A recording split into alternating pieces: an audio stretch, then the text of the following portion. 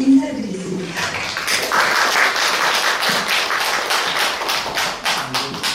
네, 시 낭송은 낭송가의 연출에 따라서 천년 만화를 일으키기도 합니다. 그래서 시를 파괴하고 재생산하는 시 낭송가는 얼마나 위대한 예술가인지 모르겠습니다. 여러분들 공감하시죠? 시 예술가, 시 낭송가입니다. 여러분 자부심하고요. 오늘 특별히 본선 진출하시고 또 이 자리에 참석해 주신 여러 선생님들께 다시 한번 기쁜 마음으로 환영드립니다. 네. 내가 시사위원 소개할 때 우리 대표님 앞에서 내가 하거든. 대표님이 제2의 심사위원이에요. 네네네. 우리 대사무장의 대단한 선생님이십니다. 심사위원의 최고라고 하십니다. 여러분 이렇게 진행되면 조금 분위기가 풀어져서 조금 편해질 거예요. 그렇죠? 그렇죠? 너무 엄중한 것보다 좀 무성하면서 하겠습니다. 자, 오늘은요, 신앙송 하실 때 평소 연습 많이 하셨죠? 실전을 연습처럼 편하게 하시기를 부탁드리겠습니다. 그리고요, 유의사항 있습니다. 여러분 등장하실 때 항상 여러분의 오른편 책상이 있어요. 거기에 마이크가 있거든요. 마이크를 들고 그쪽에서 입장하시고 다시 퇴장하셔서 마이크를 내려놓으시면 되겠습니다. 그리고 낭송 전에는 인사를 안 합니다. 대신 낭송이 끝나면 그때 인사를 해주세요. 객석에 계신 선생님들께서는 아낌없는 박수로 격려해 주시기 부탁드리겠습니다. 자, 그럼 지금부터 본격적인 신낭송 대회를 시작하겠습니다.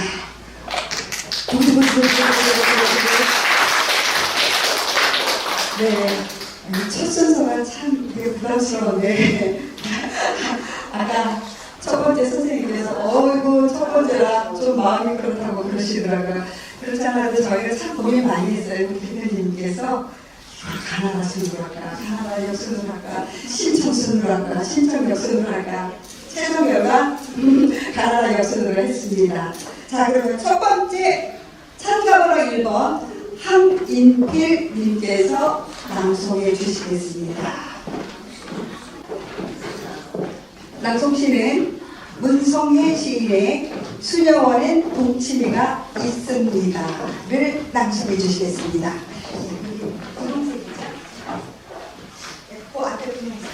네네, 그래야 사진이 예쁘게 나오거든요. 수녀원에 마이크를 키세요. 김봉수 선생님. 마이크 해보세요. 김봉수 선생님. 아니 여기 마이크는 가까이 있어도 돼요. 선생님 잠시만요. 해감 선생님이 해주시면.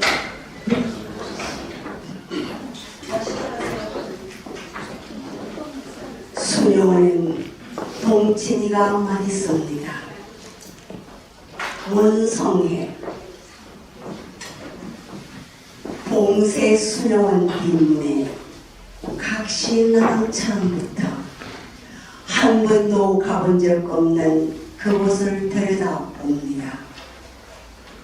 거기엔 아침이면 동그랗게 도넛 같은 종소리를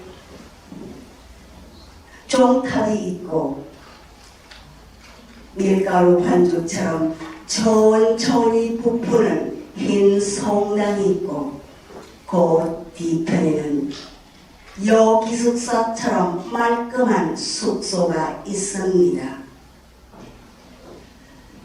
나는 장바구니를 든 채 이 문 붙잡고 서서 어느 데선가 나를 떠난 저 꿈꾸는 표정들을 구경할 때가 많습니다.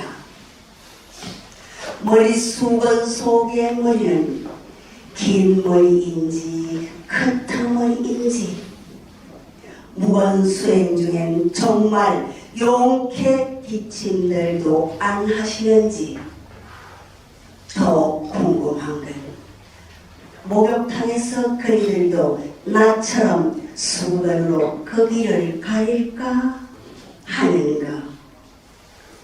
나는 그이들보다 더 오래 살고 좀 더 뻔뻔스럽지만 그이들이 언니나 이모나 되는 것처럼 기댈 때가 많아져. 오늘은 밀짚 모자와 몸빼 차림들이 제지 그림으로 와서는 불도 뽑아주고 물도 와서 주고 가는 저 비탈진 밭의 무한 뿌리로 박혀있고 싶습니다. 가을 벌레들이 쪼그린 우럭우럭 소리와 구중중한 빗소리에 실팍해지는 알토리들처럼 내 밑동도 하얗게 사려하는 썰악물이 맺차게 내린 어느 날 걷어붙인 새파란 손목들에게 쏙뚝쏙뚝 썰려서 겨울에 기업처럼 이고 갈 것입니다. 소금물이 살강살강 배어대는 깊은 항아리 속에서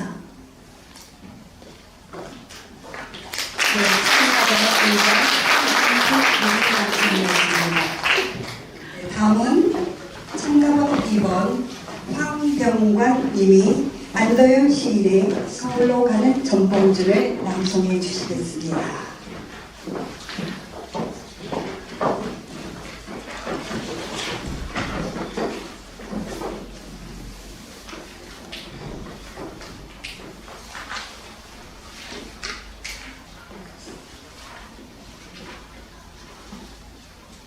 서울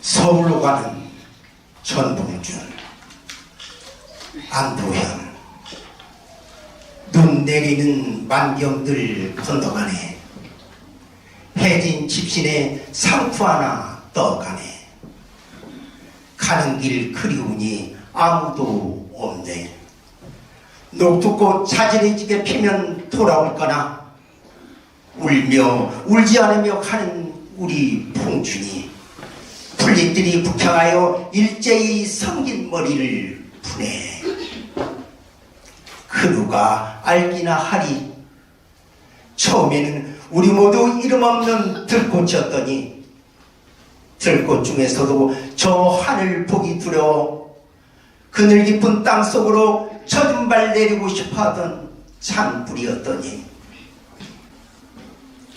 그대 떠나기 전에 우리는 몫인 그대의 칼집도 찾아주지 못하고 조선 호랑이처럼 모여 울어주지도 못하였네.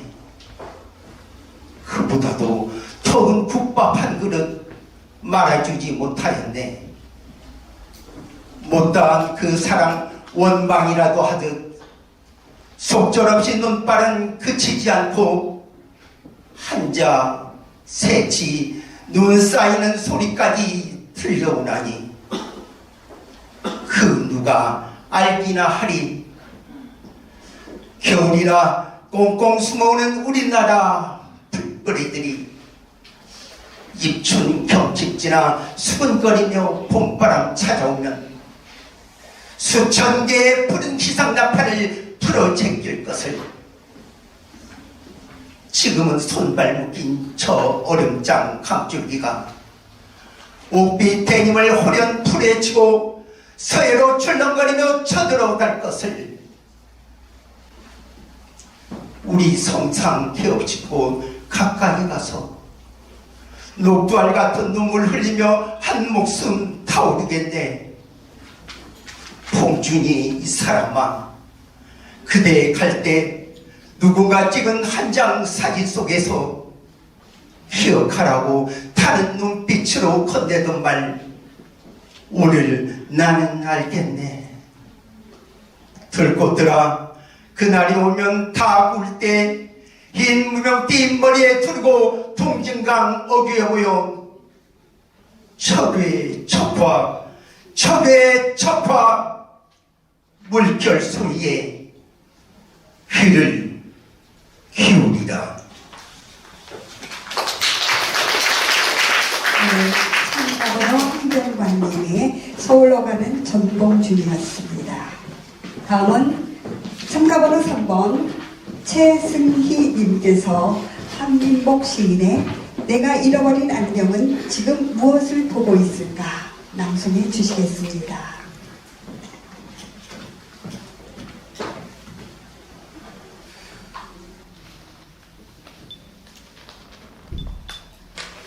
내가 잃어버린 안경은 지금 무엇을 보고 있을까?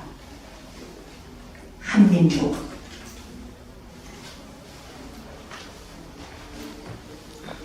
불현듯 추억이 나를 찾아와 기억의 길을 걸으면 고향과 어머니와 한 여자가 눈물로 만든 안경이 되네. 아직 기억 속에 살고 있는 고향집 대추나무야. 작고 피린 내 녹색 꽃이 보고 싶구나. 나를 버리고 시집간 그 여자처럼 그 여자의 눈동자가 되어 바라다 보던 서해처럼 뭉클 엉덩이에 감촉을 이고 있는 너바이야. 학털 구름도 두둥실 떠가며 계곡 흐르던 옛일 더듬는지 헤어져 살고 있는 어머니는 지금 무슨 밭을 내고 있는지 못난 자식 생각에 시름겨워 일순 호민날에 감자가 찍혔는지 아카시아 꽃 향기에 피를 적시고 어머니 눈물 한 방울에 내가 젖고 온 세상이 젖던 어느 날 시집가버린 여자야. 그 바닷가에 혼자 나가 당신과 함께 걸어보다 엉망으로 취해 고향 같은 어머니 같은 당신 같은 풀숲에 내가 잃어버린 안경은 지금 무엇을 보고 있는지 내 탯줄은 썩어 무슨 풀꽃을 피웠는지.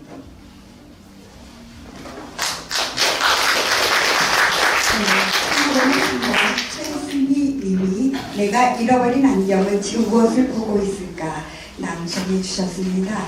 다음은 조용희님께서 박경미 시인의 넋을 낭송해 주시겠습니다.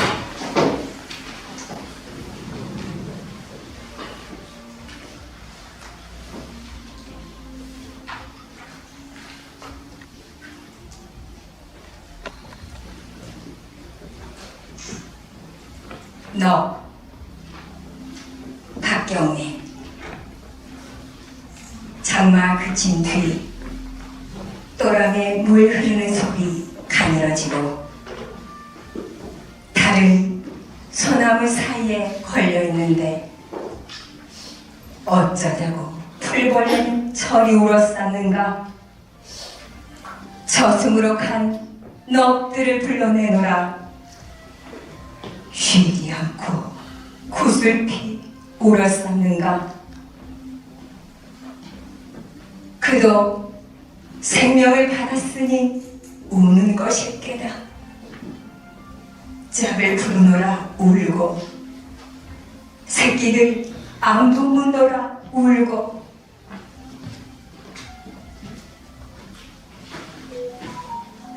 병들어서 괴로워하고 괴로워하며 울고 배가 고파서 울고 죽음의 예감 못다한 한 때문에 울고 다 넋이 있어서 우는 것이 깨다. 울고 있기에 넋이 있는 것이 깨다. 사람아, 제일 큰 은총 받고도 가장 죄가 많은 사람아, 오늘도 어느 골짜기에서 떼지금 당하는 생명들의 아우성 들려오는 듯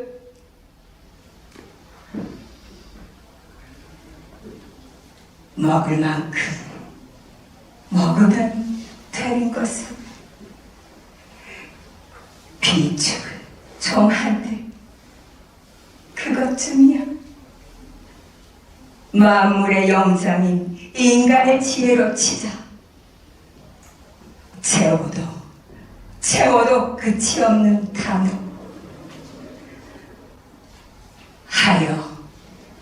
가엾은 넋들은 지상에 넘쳐 흐르고 넋들의 동공이 군철을 메우나니.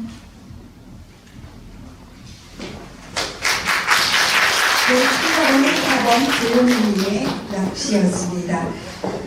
참고로 5번, 참가번호 5번이시네요. 네네네. 잠깐 착오가 있었습니다. 혹시 불참자가 6번이요? 6번 한 분요? 네네, 알겠습니다. 참가번호 5번 조서린 님이 나오셔서 나희덕 시인의 못 위의 잠을 낭송해 주시겠습니다.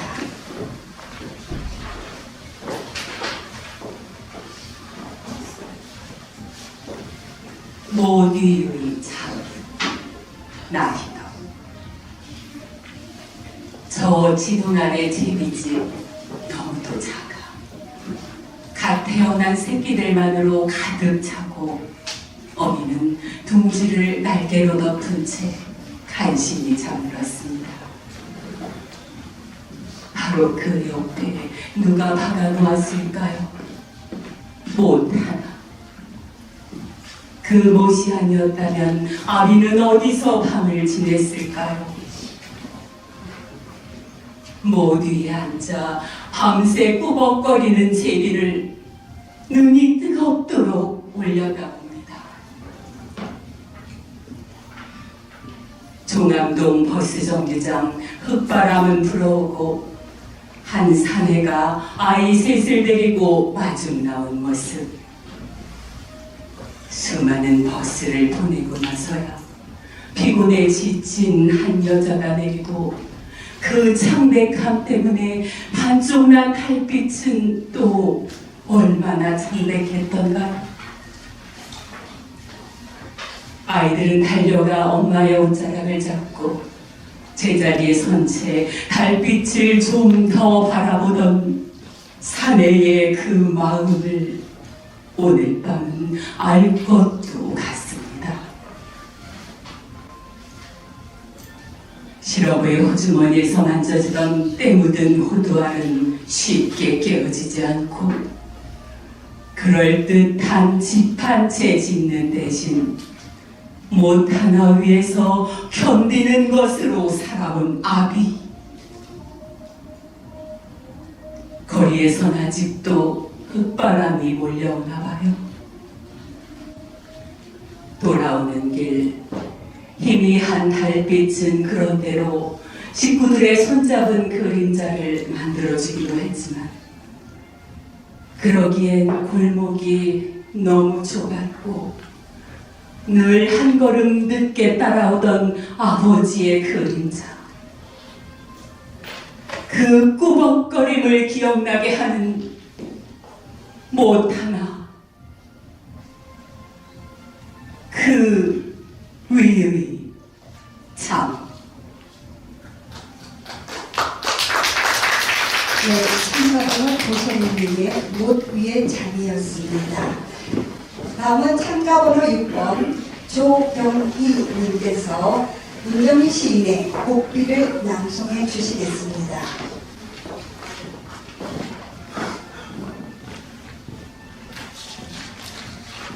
곡비 문정희 사시사철 엉겅퀴처럼 푸르죽죽 하던 오면 곡을 팔고 다니던 곡비였다. 이 세상 가장 슬픈 사람들의 울음, 천지가 진동하게 대신 울어주고 그네 울음에 꺼져버린 땅 밑으로 떨어지는 무수한 별도 주워먹고 살았다.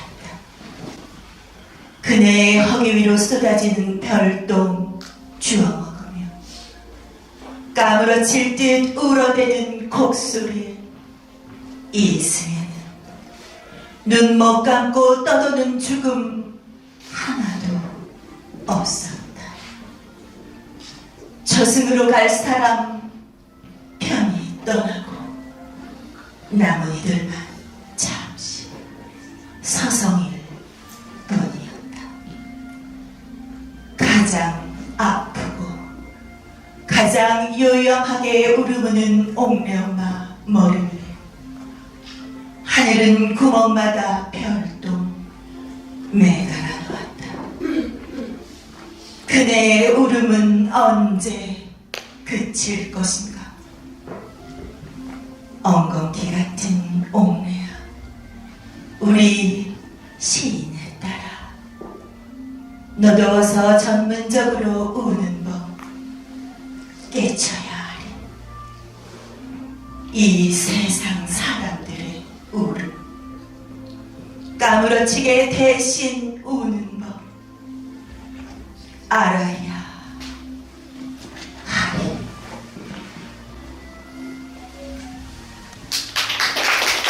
참가를 했던 조경희님의 곡비였습니다. 참고로 지금 8번 장수미 선생님하고 10번 이재현 선생님이 불참하셨어요. 그 뒤에 해당 글씨를 선생님들 잘 기억하셨다가 준비해 주시기 바랍니다. 다음은 참가번호 7번 정옥건 선생님이 나오셔서 이기철 시인의 별까지는 가야 한다를 낭송해 주시겠습니다.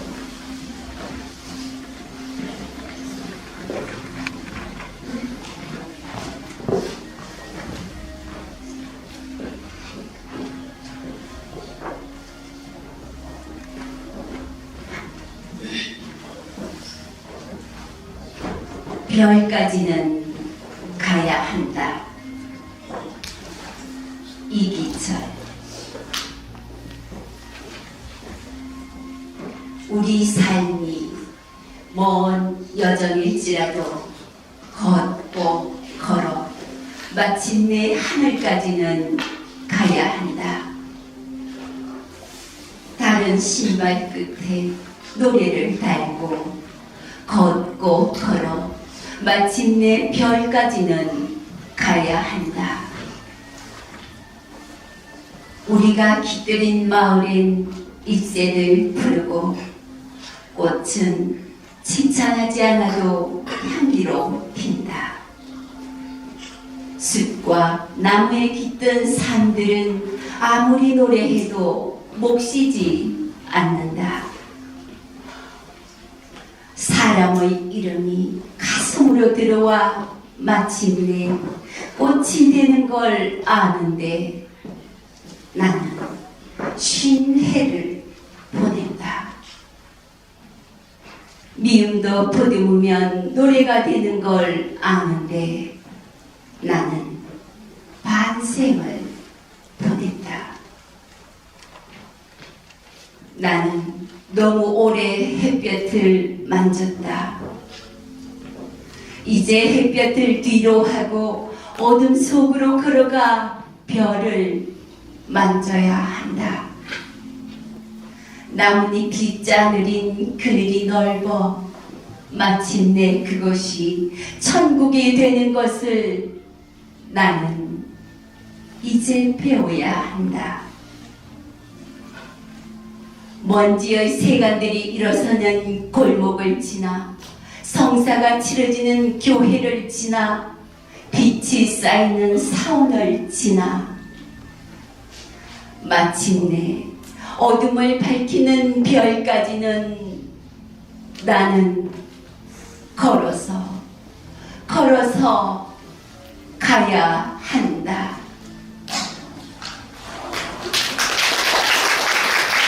네, 참가번호 7번 정옥권님께서 별까지는 가야 한다 낭송해 주셨습니다.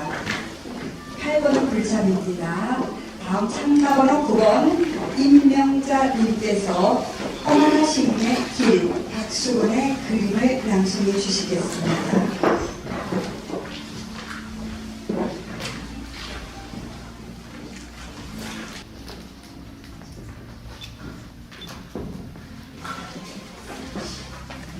길 박수근의 그림 험하나 입진 겨울나무 가지 끝을 부는 회초리 바람소리 아득하고 어머니는 언제나 나무와 함께 있다. 울부짖는 고난의 길 위에 있다. 흰 수건으로 머리를 두르고 한 아이를 업은 어머니가 다른 아이 손을 잡고 여덟 팔자 보름을 걷고 있는 아득하고 먼 길.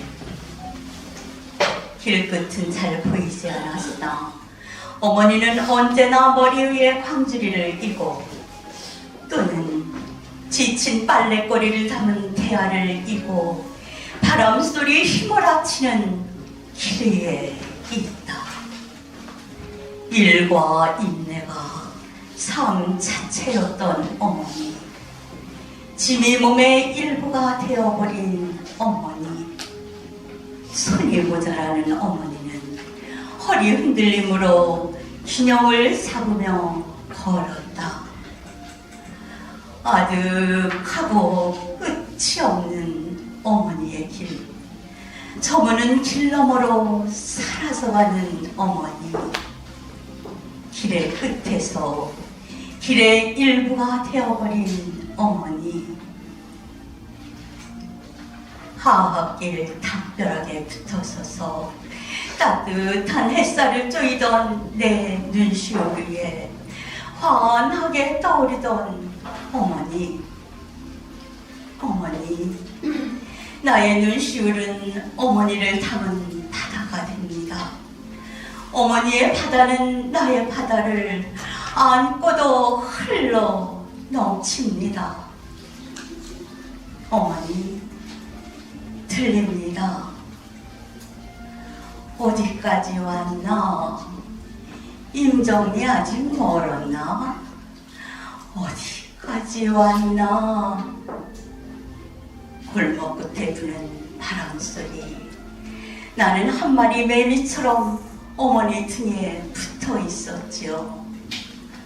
어머니, 저는 어머니가 걸었던 바람 부는 길을 이젤처럼 둘러매고 양구를 떠났습니다.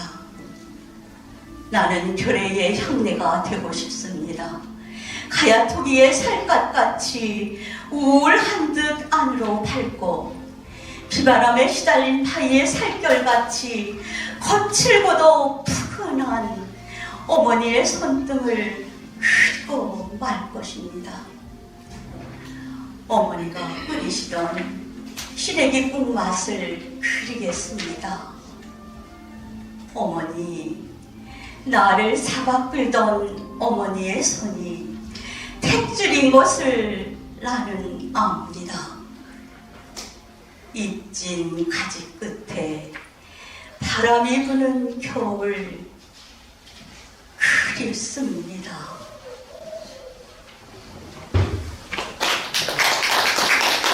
참가번호 9번 임명자님이 길 박수근의 그림을 낭송해 주셨습니다. 다음은 참가번호 11번이 되겠습니다. 이성자님의 낭송이 있겠습니다. 각재고 시인의 조선의 눈동자. 네. 이성자님께서 낭송해 주시겠습니다.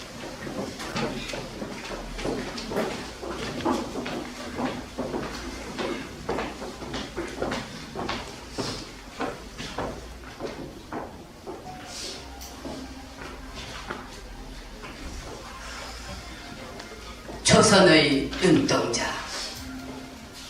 동학농민군 황룡싸움 100주년에 곽진구. 조선의 눈동자들은 황룡틀에서 빛났다. 그날 우리들은 집신발과 죽창으로 500년 왕조의 부패와 치욕 맞닥뜨려 싸웠다. 청죽으로 엮은 장태를 굴리며 또 굴리며 허울뿐인 왕조의 야포와 기관총을 한판 신명나게 두들겨 부쉈다.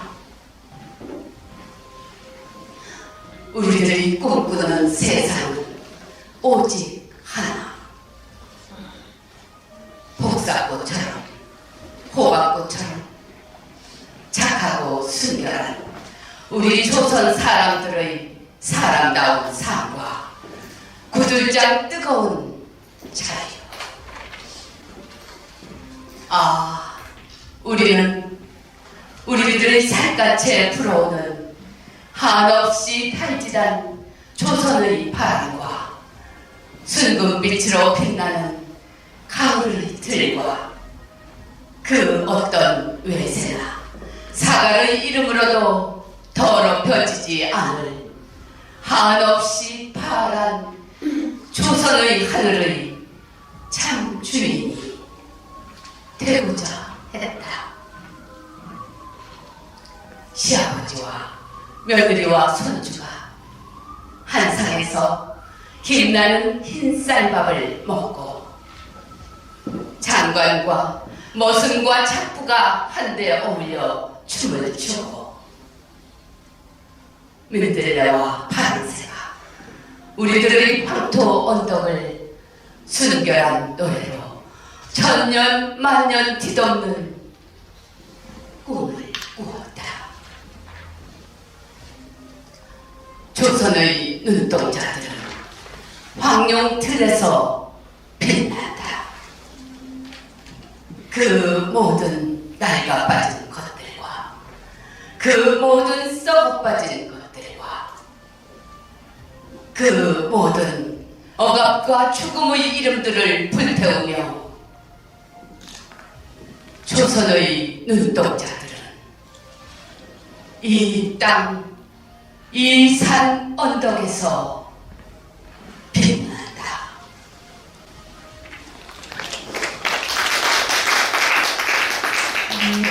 참가번호 11번 이성자님의 조선의 눈동자 낭송이었습니다. 다음은 참가번호 12번 이서진님께서 대한민국 시인의 대답이 없다를 낭송해 주시겠습니다.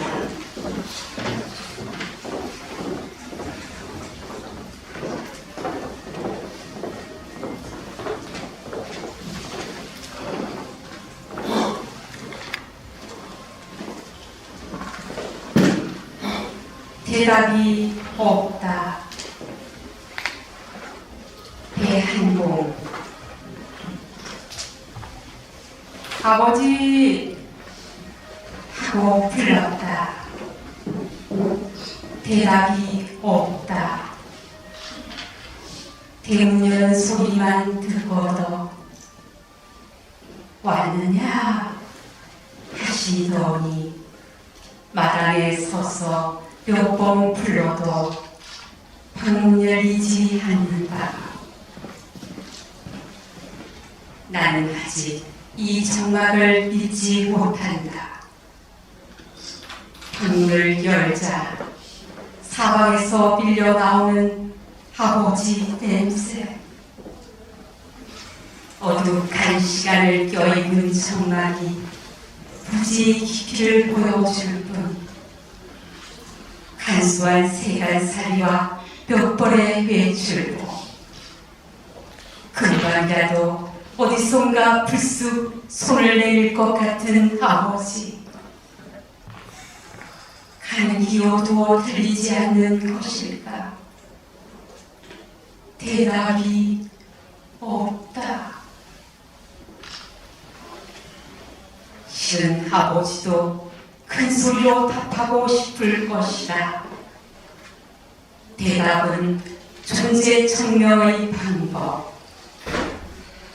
부르고 대답 듣는 것이 얼마나 기쁘고 행복한 일인가를 이제 알았냐고. 부재의 깊이를 껴입은 청막이 내 귀에 대고 서근거린다. 아버지! 하고 불렀다. 오냐? 아버지 냄새를 껴입은 침기, 한청처럼 사각의 방 모양으로 가만히 앉아있는 빈집. 옷장에서, 낡은 장식장 서랍에서, 등글개에서 아버지 손때가 반딧불처럼 반짝거리는 빈집. 그러나 나는 아직 이 천막을 잊지 못한다.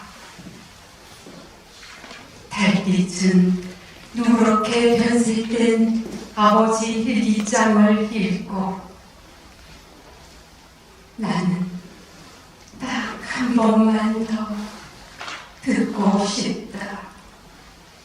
그 대답을.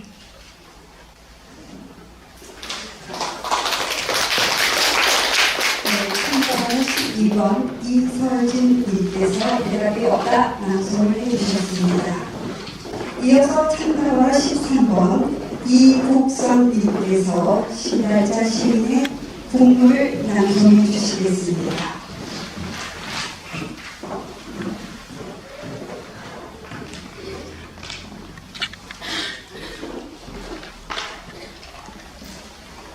국물 신달자 멸치와 다시마와 무와 양파를 달인 국물로 국수를 만듭니다. 바다의 쓰라린 소식과 들판에 뼈저린 대결이 서로 몸에 섞으며 사람의 혀를 간지리는 맛을 내고 있습니다. 바다는 흐릿말해서 다리가 없고 들판은 뿌리로 버티다가 허리를 다치기도 하지만 피가 졸고 애가 잦아지고 서로 들거나 베베 꼬여 증오의 끝을 다 상기 뒤에야 그녀의 맛에 다가옵니다. 내 남편이라는 인간도 이 국수를 좋아하다가 죽었지요. 바다가 되었다가 들판이 되었다가 들판이다가 바다이다가 다 소원을 벗지만 서로 포기하지 못하고 포기하지 못하는 절망으로 홀로 입술이 짓물러 눈감았지요. 상징적으로 멸치와 양파를 섞어 우연의 국물을 먹으며 살았습니다. 바다만큼 들판만큼 사랑하는 사이는 아니었지만 몸을 누리고 마음을 끓여서 겨우 섞어진 국물을 마주보고 마시는 그는 내 생의 국물이고 난 그의 국물이었습니다.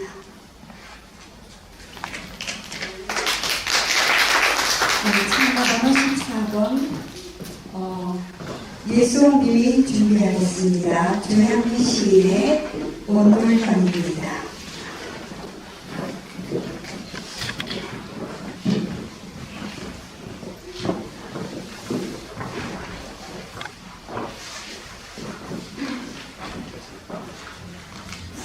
원돌방 조향미. 할머니는 겨울이면 무를 썰어 만드셨다. 해 좋을 땐 마당에 마루에 소풀이 가득, 굳은 날엔 방 안 가득 무 향내가 났다. 우리도 따순대를 골라 호박씨를 늘어놓았다. 실공엔 주렁주렁 매주 뜨는 냄새 쿰쿰하고 윗목에선 콩나물이 쑥쑥 자라고 아랫목 술독엔 향이로운 술이 익어가고 있었다. 설을 앞두고 어머니는 조청에 버무린 쌀, 콩, 깨 강정을 한방 가득 펼쳤다. 문풍지엔 바람 쌩쌩 불고 문고리는 쩍쩍 얼고 아궁이엔 지긋한 장작불. 등이 뜨거워 자반처럼 이리저리 몸을 뒤집으며 우리는 노릇노릇 토실토실 익어갔다.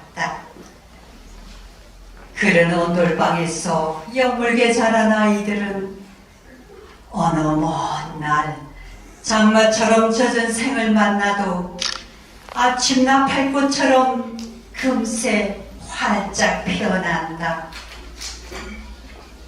아, 그 온돌방에서 세월을 잊고 익어가던 메주가 되었으며 한 세상 취케 만들 독한 밀주가 되었으면 아니 그보다 품어주고 키워주고 익혀주지 않는 것 없던 향긋하고 달금하고 쿰쿰하고 뜨겁던 온돌방이었으면.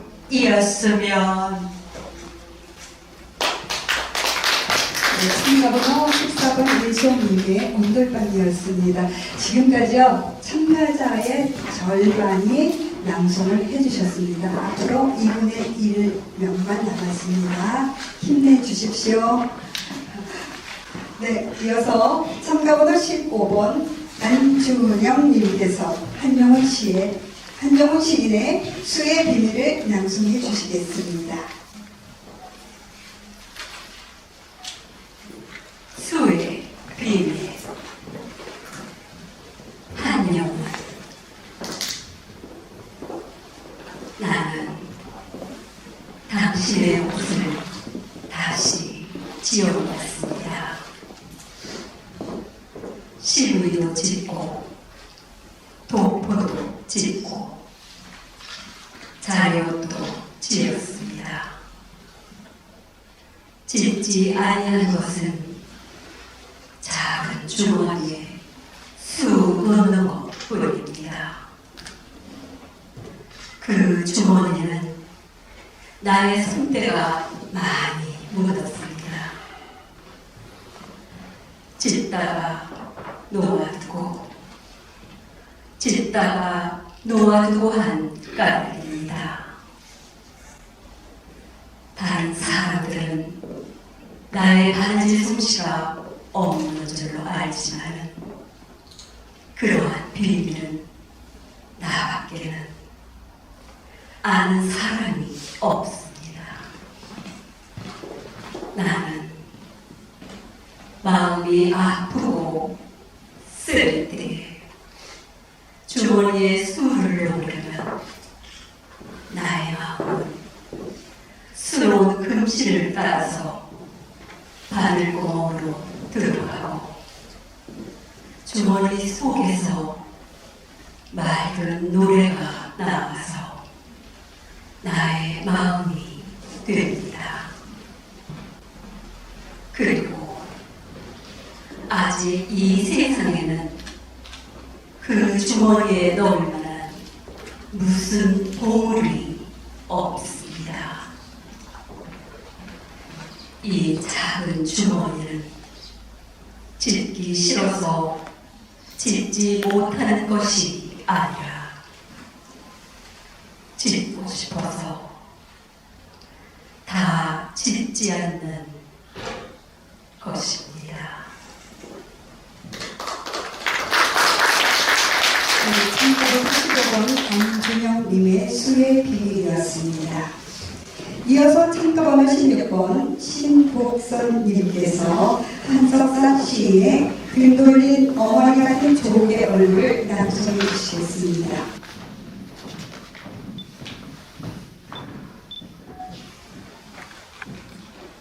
등 돌린 어머니 같은 조국의 얼굴. 한석산. 부끄럽고 슬프다. 나라가 위태로울 때 너희는 조국을 위해 무엇을 하였는가? 피해 젖은 역사. 너희가 광복이 뭔지 전쟁이 뭔지 아니. 죽는다는 것이 무엇인지 아니. 갈 수 없는 땅. 명절 때만 되면 고향 하늘 바라다보며 눈물 짓는 실향민이 뭔지 아니. 민주주의가 뭔지 공산주의가 뭔지 알아? 같은 밭에서 자란 불이여 꽃이란다. 피로 세운 자유. 조국을 위해 울 수 있는 젊음이 있는 나라. 순국 선열과 애국지사 호국영령. 그들이 죽도록 사랑한 이 나라, 이 땅, 이 민족. 슬프다. 누가 있어 그 피부치들을 건사할 건가? 두고온 조국에 대한 그리움이었다. 역사가 아프면 사랑도 아프다. 모국을 위해 눈물을 흘리는 조선인의 온. 등 돌린 어머니 같은 조국의 얼굴. 울어라 슬픈 민족이여. 깊게 팬 살점이 드러난 어느 골짜기. 눈 감지 못한 어린 넋이 어머니를 부른다. 어머니, 어머니, 어머니!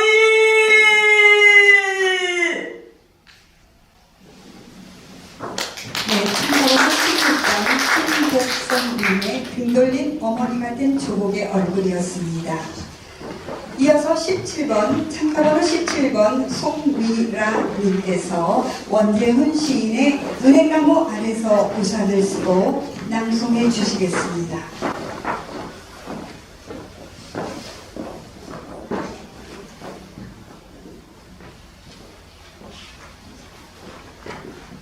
은행나무 아래서 우산을 쓰고. 원재훈. 은행나무 아래서 우산을 쓰고 그대를 기다린다. 뚝뚝 떨어지는 빗방울들. 저것 좀 봐. 꼭 시간이 떨어지는 것 같아. 기다린다.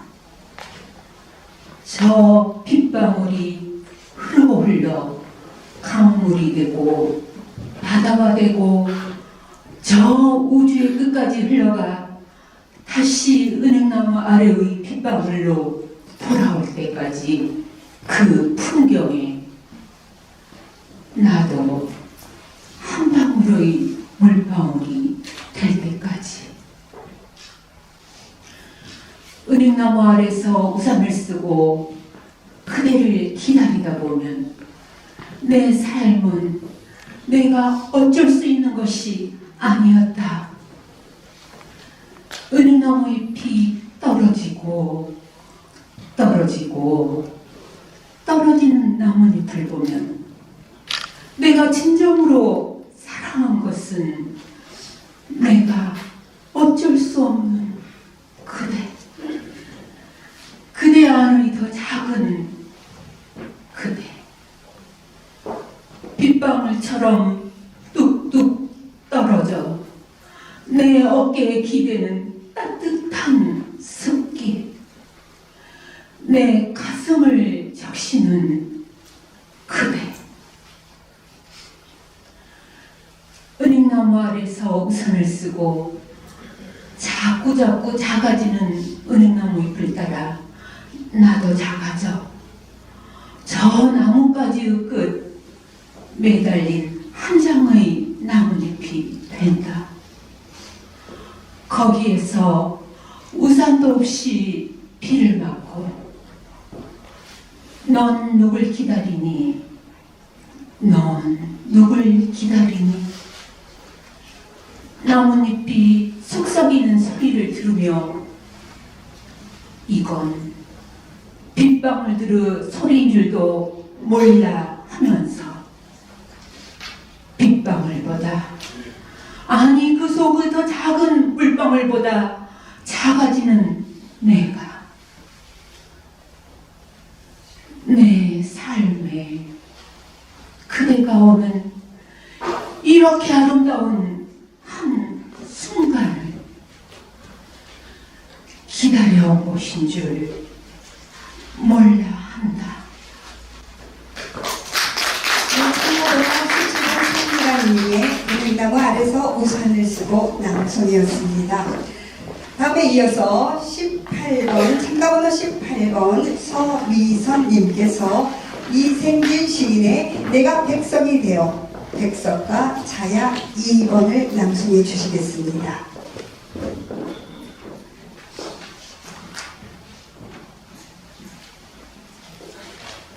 내가 백석이 되어 백석과 자야 이생지. 나는 갔다.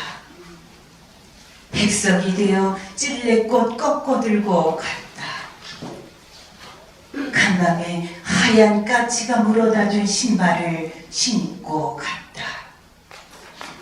그리운 사람을 찾아가는데 길을 몰라도 찾아갈 수 있다는 신비한 신발을 신고 갔다.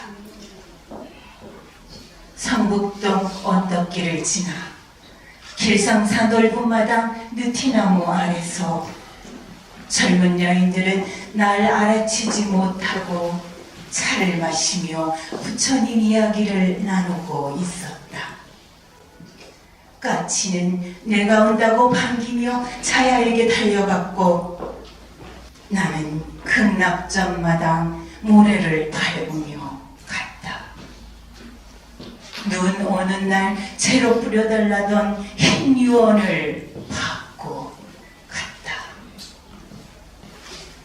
참나무 밑에서 달을 보던 자야가 나를 반겼다. 느티나무 밑은 대낮인데 참나무 밑은 우리 둘만이 밤이었다. 나는 그녀의 손을 꼭 잡고 울었다. 죽어서 만나는 서름이 무슨 기쁨이냐고 울었다. 한참 울다 보니 그것은 장발이 그려놓고 간 그녀의 20살 때 치마였다. 나는 찔레꽃을 그녀의 치마에 내려놓고 울었다. 죽어서도 눈물이 나온다는 사실을 손수건으로 닦지 못하고 울었다. 나는 말을 못했다. 찾아오라던 그녀의 집을 죽은 뒤에 찾아와서도 말을 못했다. 찔레꽃 향기처럼 속이 다 들어갔다는 말을 못했다.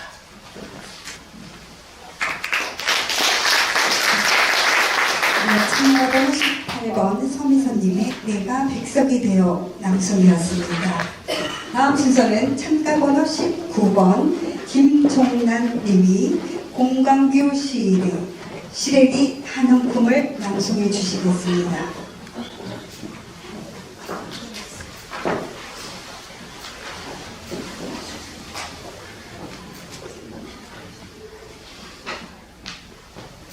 시래기 한 움큼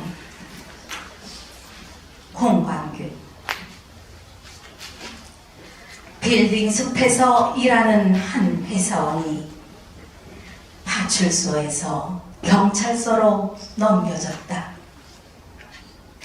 점심 먹고 식당 골목을 빠져나올 때 담벼락에 걸린 시래기 한 움큼 빼서 코에 부비다가 식당 주인에게 들킨 것이다. 이봐, 왜 남의 재산에 손을 대?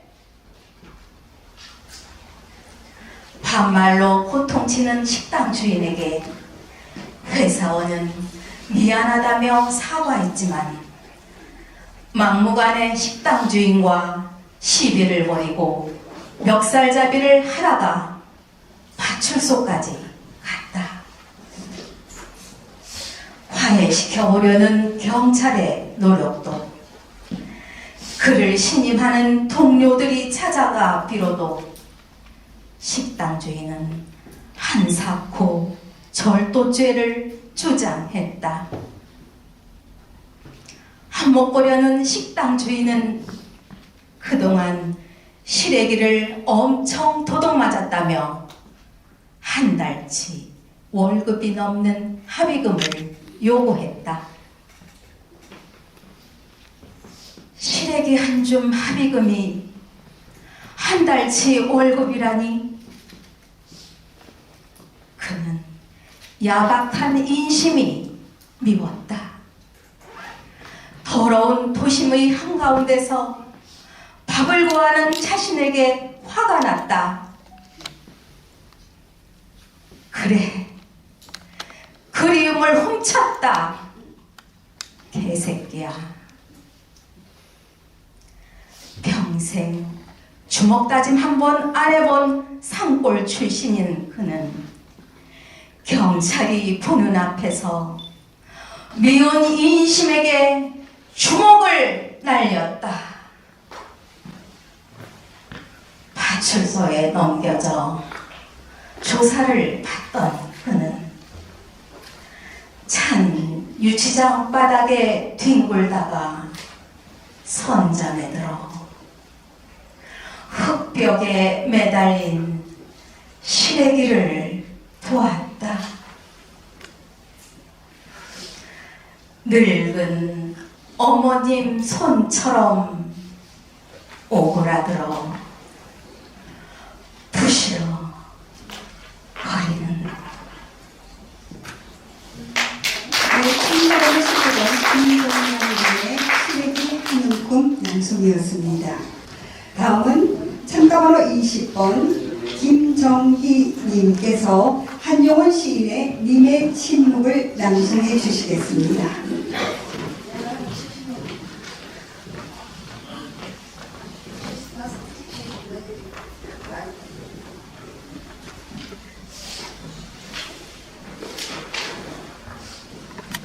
님의 침묵. 한용운. 님은 같습니다. 아, 사랑하는 나의 님은 같습니다. 푸른 산빛을 깨치고 단풍나무 숲 사이로 난 작은 길을 걸어서 차마 떨치고 갔습니다. 황금의 꽃같이 굳고 빛나던 옛 맹선은 차디찬 티끌이 되어서 한숨의 미풍에 날아갔습니다. 나는 향기로운 님의 말소리에 귀먹고 꽃다운 님의 얼굴에 눈 멀었습니다. 사랑도 사람의 일이라. 만날 때에 미리 떠날 것을 염려하고 경계하지 아니한 것은 아니지만 이별은 뜻밖의 일이 되고 놀란 가슴은 새로운 슬픔에 터집니다. 그러나 이별을 쓸데없는 눈물의 원천을 만들고 마는 것은 스스로 사랑을 깨치는 것인 줄 아는 까닭에 걷잡을 수 없는 슬픔의 힘을 옮겨서 새 희망의 정수박이에 들어 부었습니다. 우리는 만날 때에 떠날 것을 염려하는 것과 같이 떠날 때에 다시 만날 것을 믿습니다. 님은 갔지만은 나는 님을 보내지 아니하였습니다.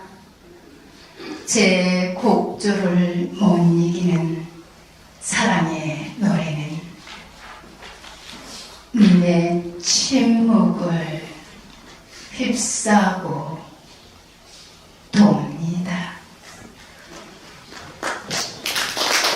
참가번호 20번 김정희님께서 님의 침묵을 낭송해 주셨습니다. 이어서 참가번호 21번 김정숙님께서 박경리 시인의 현실 같은 화면, 화면 같은 현실을 낭송해 주시겠습니다.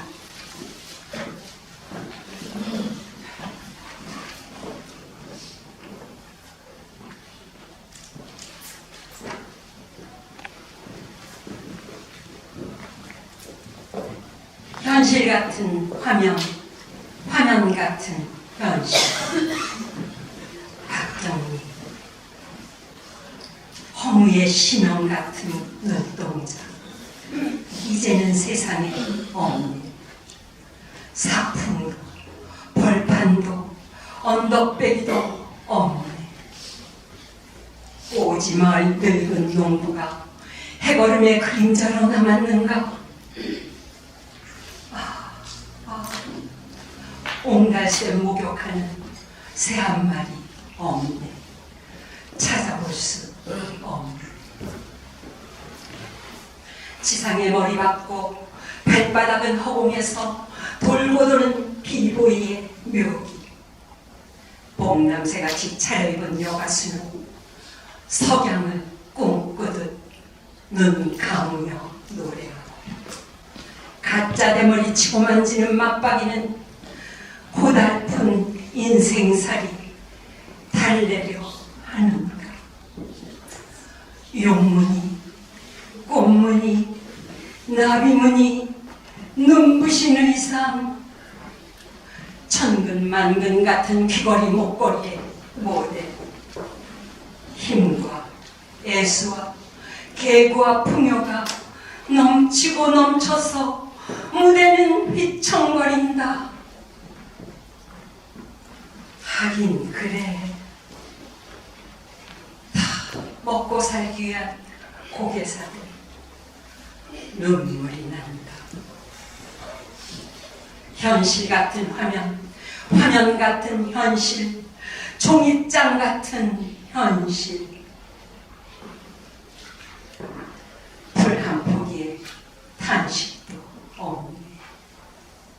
나비 한 마리 목 축일 이슬방울도 없네. 불쌍한 가로수들 침묵하고, 공산품 공장에 건조한 바람, 컨테이너 산적된 항구에 일몰이 오고, 어디로 가는지, 어디에서 흩어지는지. 화면 같은 현실, 현실 같은 화면.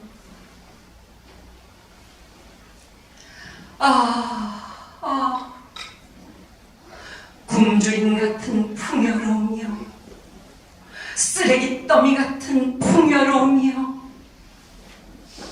죽음에 이르는 풍요로움이여, 눈물이 배어들 땅 한 치가 없네. 참고번호 21번 김정숙님의 현실 같은 화면, 화면 같은 현실 낭송이었습니다. 이어서 참가번호 22번 김영자님께서 한명원 시인의 나거는 가시 덤불에서를 낭송해 주시겠습니다.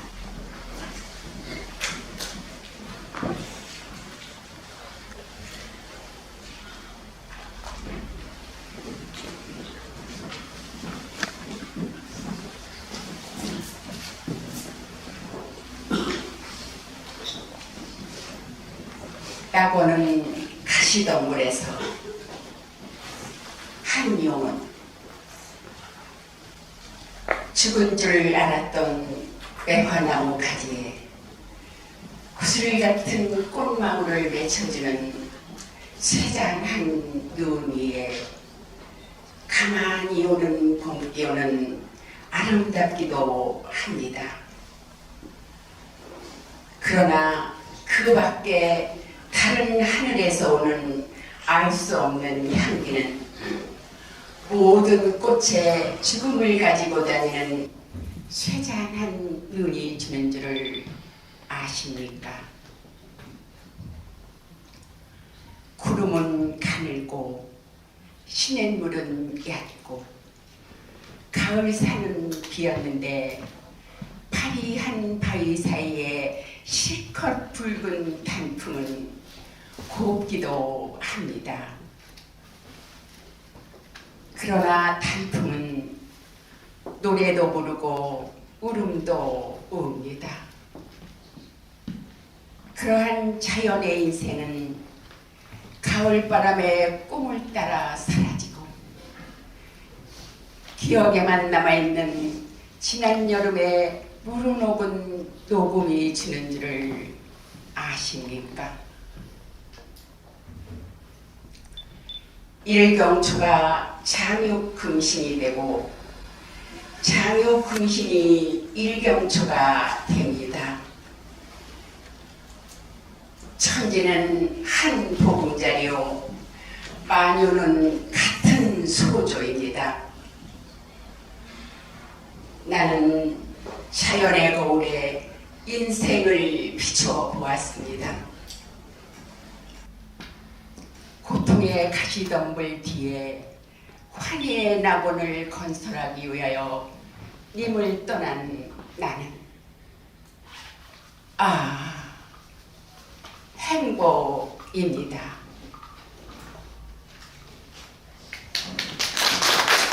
참가번호 22번 김영자님께서 낙원은 가시덤불에서를 낭송해 주셨습니다. 이어서 참가번호 23번 김남혜님께서 신석정 시인의 8.15의 넋으로 해방 연례돌에 보내는 노래를 낭송해 주시겠습니다.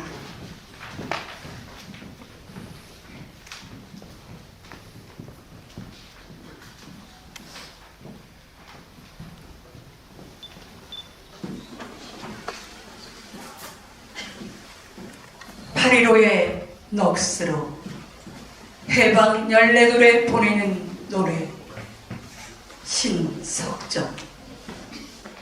깃발 속에 깃발 속에 파도처럼 밀려오는 깃발 속에 목 놓고 부르던 만세 소리, 꿈이 왔다고 부르던 만세 소리, 나라를 찾았다고 부르던 만세 소리, 원수가 떠났다고 부르던 만세 소리. 상기도 은은히 들려오지 않는가. 형제를 사랑하는, 이웃을 사랑하는, 결례를 사랑하는, 나라를 사랑하는 이 거룩한 마음으로 8.15의 깃발 속에 더욱 굳은 우리들의 진주알. 백두산이 솟아 한라산에 뻗친 모습으로 압록강이 흘러 낙동강 700리가 굽이치어 가듯 다시 봤던 하늘의 금빛 햇살.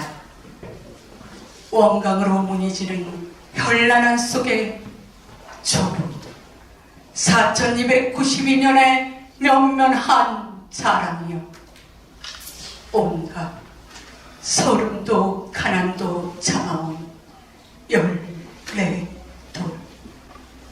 때로이는 비바람 눈보라도 이룩한 새 나라의 발걸음으로 짓누르고 파도처럼 밀려오는 깃발 속에 우리들의 뜨거운 가슴마다 역력히 맺혀있는 만세 소리 들으며 8.15의 넋으로 8.15의 감격으로 다시는 우리 하늘에 빛나는 태양을 가리지 말게 하라. 23번 김남혜님께서 8.15의 넋으로를 낭송해 주셨습니다. 네, 앞으로는 이제 세 분 낭송가가 준비하실 것입니다. 다음에 이어서 참가번호 24번 김기순님께서 조지은혜식 성문을 낭송해 주시겠습니다.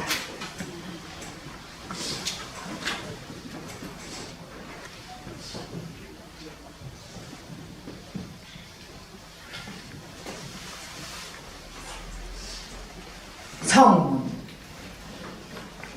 조지은. 당신의 손꼽만 스쳐도 소리 없이 열릴 돌문이 있습니다.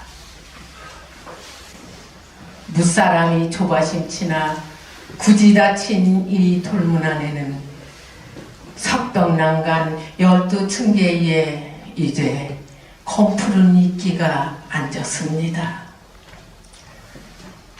당신이 오시는 날까지는 길이 꺼지지 않을 촛불 한 자루도 간직하였습니다.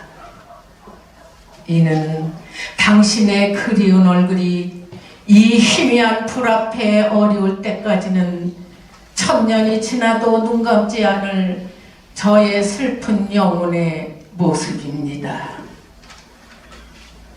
길숭한 속눈썹에 항시 어려운 이 두어 방울 이슬은 무엇입니까? 당신이 남긴 푸른 독보자락으로 이 눈썹을 씻으랍니까? 두 볼은 옛날 그대로 복사꽃 빛이지만 한숨에 절로 입술이 푸르러감을 어찌합니까? 몇 말리 굽이치는 강물을 건너와 당신의 따스한 손길이 저의 목덜미를 어루만질 때 그때야 저는 자취도 없이 한 줌 티끌로 사라지겠습니다. 어두운 밤하늘 허공 중천에 바람처럼 사라지는 저의 옷자락은 눈물 어린 눈이 아니고는 보이지 못하오리다. 여기 돌문이 있습니다. 원한도 사무칠량이면 지극한 정성에 열리지 않는 돌문이 있습니다. 당신이 오셔서 다시 천년토록 앉아 기다리라고 슬픈 비바람에 낡아가는 돌문이 있습니다. 네, 참가번호 24번 김기수님의 성문 낭송이었습니다. 이어서 25번 참가번호 25번 김구연님께서 정일근 시인의 둥근 어머니의 둘의 밥상을 낭송해 주시겠습니다.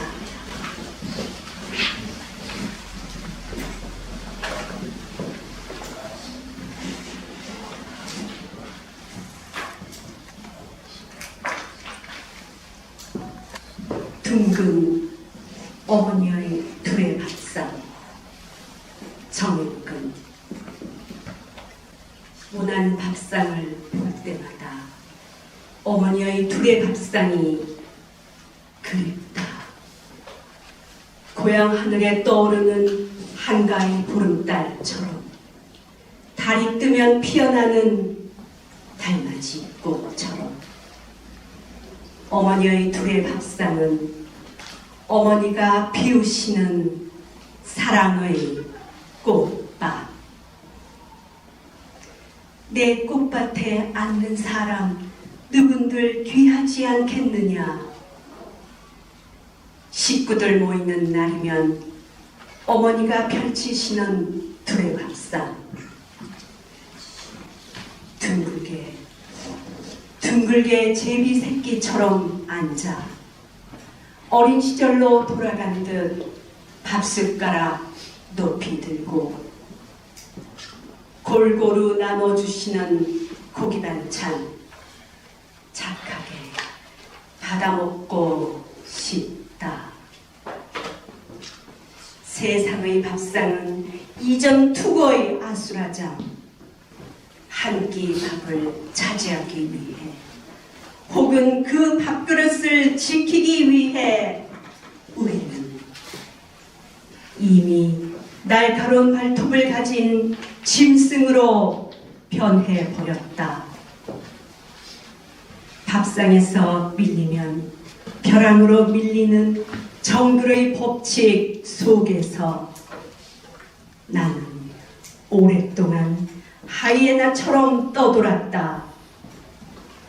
짐승처럼 썩은 고기를 먹기도 하고 내가 살기 위해 남의 밥상을 엎어버렸을 때도 있었다. 이제는 돌아가 어머니의 둥근 둘의 밥상에 앉고 싶다. 어머니에게 둘에는 모두를 귀히 여기는 사람, 귀히 여기는 것이 진정한 나눔이라 가르치는 어머니의 둘의 밥상에 지지배배 즐거운 제비 새끼로 앉아 어머니의 사랑 둘에 먹고 싶다. 참가번호 25번 김구연님께서 둥근 어머니의 둘의 밥상을 낭송해 주셨습니다. 이제 마지막입니다. 오래 기다리셨습니다. 네, 참가번호 26번 구본국님께서 신석정 시인의 산은 알고 있다를 낭송해 주시겠습니다. 산은 알고 있다. 신석정. 산은 어찌 보면 오늘과 더불어 항상 저 아득한 하늘을 연모하는 것 같지만 오래오래 겪어온 피 묻은 역사의 그 생생한 기억을 잘 알고 있다. 산은 알고 있다. 하늘과 땅이 처음 열리고 그 기나긴 세월에 묻어간 모든 서럽고 빛나는 이야기를 너그러운 가슴에서 철철이 피고지는 꽃들의 가냘픈 이야기보다도 더 역력히 알고 있다. 산은 가슴 언저리에 그 어깨 언저리에 스며들던 더운 피와 그 피가 남기고 간 이야기와 그 이야기가 마련하는 역사와 그 역사가 이룩할 줄기찬 합창소리도 알고 있다. 산은 역력히 알고 있는 것이다. 이슬 젖은 하얀 총무가 뒤부는 저 능선과 골짜기에는 그리고 수수한 풀과 나무와 산새와 산새들의 노랫소리와 그리고 그칠 줄 모르고 흘러가는 시냇물과 시냇물이 모여서 부르는 노랫소리와 철죽고 나리꽃과 나리꽃에 내려앉은 나비의 날개에 손드는 바람과 바람결에 스쳐가는 꿈과 생시를 산은 잘 알고 있다. 그러기에 산은 우리들이 내일을 믿고 살아가는 언제나 먼 하늘을 바라보고 가슴을 벌린 채 비오는 역사의 기록을 외우면서 손을 들어 우리들을 부르고 있는지도 모른다. 산이여, 나도 알고 있다. 내가 역력히 알고 있는 것을 나도 역력히 알고 있는 것이다. 마지막으로 참가번호 26번 구본국 선생님께서 낭송해 주셨습니다. 이것으로 모든 낭송이 끝났습니다. 경연에 참가해 주신 24분의 낭송가들에게 다시 한번 박수를 부탁드리겠습니다. 네, 그리고요, 문제는 낭송 실력을 출중하신 선생님들이 참여를 해주셨어요. 그래서 시신말을 하시기에도 굉장히 힘드셨을 거라고 생각됩니다. 우리 수고해 주시는 시신말위원님들에게 다시